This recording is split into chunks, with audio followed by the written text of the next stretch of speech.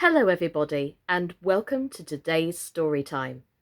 My name's Sascha Cooper and I'm a professional performer and holistic insightful life coach from Brighton in East Sussex in the United Kingdom.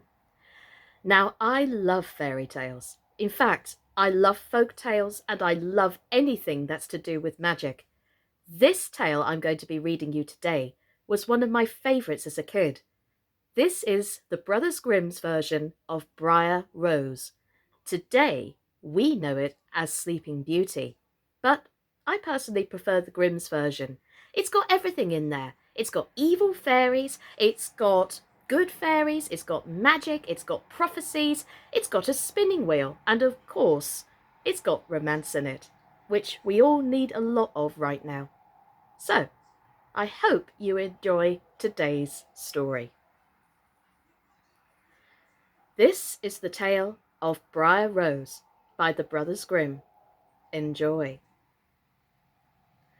Once upon a time, there lived a king and queen who had no children, and this they lamented very much. But one day, as the queen was walking by the side of the river, a little fish popped its head out of the water and said, "Your wish shall be fulfilled, and you shall have a daughter." What the little fish had foretold soon came to pass, and the queen had a little girl who was so very beautiful that the king could not cease looking on her for joy, and determined to hold a great feast. So he invited not only his relations, friends, and neighbours, but also all the fairies, that they might be kind and good to his little daughter. Now, there were 13 fairies in his kingdom, and he only had 12 golden dishes for them to eat out of, so that he was obliged to leave one of the fairies without an invitation. The rest came, and after the feast was over, they all gave their best gifts to the little princess. One gave her virtue, one beauty, one riches, and so on, until she had all that was excellent in the world. When 11 had finished blessing her, the 13th, who had not been invited, was very angry. She burst in and was determined to take her revenge. So she cried out, "The king's daughter shall in her 15th year be wounded by a spindle and fall down dead."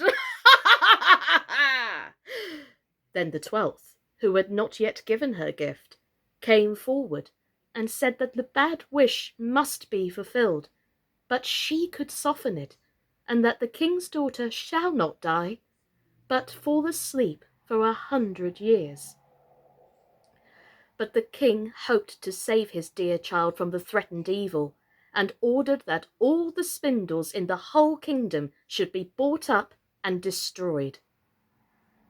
All the fairies' gifts in the meantime were fulfilled, for the princess was so beautiful and so well behaved and amiable and wise that everybody who knew her loved her. Now it happened on the very day she was 15 years old, the king and queen were not at home, and she was left alone in the palace. So she roamed about all by herself, and looked at all the rooms and chambers, till at last she came to an old tower, to which there was a narrow staircase ending with a little door. In the door was a golden key, and when she turned it, the door sprang open, and there sat an old lady spinning away very busily. "Why, how now, good mother?" said the princess. "What are you doing there?" "Spinning," said the old lady, and nodded her head. "How prettily that little thing turns round," said the princess, and took the spindle and began to spin. But scarcely had she touched it before the prophecy was fulfilled, and she fell down lifeless on the ground. However, let me remind you she was not dead, but had only fallen into a deep, sleep. And the king and queen, who just then came home, and all their court, fell asleep too. And the horses slept in the stables, and the dogs in the yard, and the pigeons on the housetop, and the flies on the walls. Even the fire on the hearth left off blazing, and went to sleep. And the meat that was roasting stood still.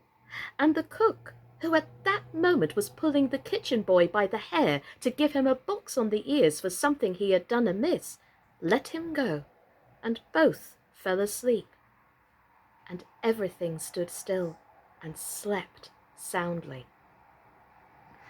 A high hedge of thorns soon grew around the palace, and every year it grew higher and thicker, till at last the whole palace was surrounded and hidden, so that not even the roof or the chimneys could be seen. But there went a report through all the land of the beautiful sleeping Briar Rose, for thus was the king's daughter called, so that from time to time several kings' sons came and tried to break through the thicket into the palace. This they could never do, for the thorns and bushes laid hold of them as it were with hands, and there they stuck fast and died miserably. After many, many years, there came another king's son into that land, and an old man told him the story of the thicket of thorns, and how a beautiful palace stood behind it, in which was a wondrous princess called Briar Rose, asleep with all her court. He told, too, how he had heard from his grandfather that many, many princes had come and had tried to break through the thicket, but had stuck fast and died. Then the young prince said, "All this shall not frighten me. I will go and see this Briar Rose." The old man tried to dissuade him, but he persisted in going. Now that very day 100 years was completed, and as the prince came to the thicket, he saw nothing but beautiful flowering shrubs, through which he passed with ease, and they closed after him, firm as ever. Then at last he came to the palace, and there in the yard lay the dogs asleep, and the horses in the stables, and on the roof sat the pigeons, fast asleep with their heads just tucked under their wings. And when he came into the palace, the flies still slept on the walls, and the cook in the kitchen was still holding up her hand as if she would beat the boy, and the maid with a black fowl in her hand, ready to be plucked. Then he went on still further, and was all so still that he could hear every breath he drew, till at last he came to the old tower, and opened the door of the little room in which Briar Rose was, and there she lay, fast asleep, and looked so beautiful that he could not take his eyes off her, and he stooped down and gave her a kiss. But the moment he kissed her, she opened her eyes and awoke and smiled upon him. Then they went out together, and presently the king and queen also awoke, and all the court. Then they gazed on each other with great wonder. And the horses got up and shook themselves, and the dogs jumped up and barked. The pigeons took their heads out from under their wings, and looked about and flew into the fields. The flies on the wall buzzed away. The fire in the kitchen blazed up and cooked the dinner, and the roast meat turned round again.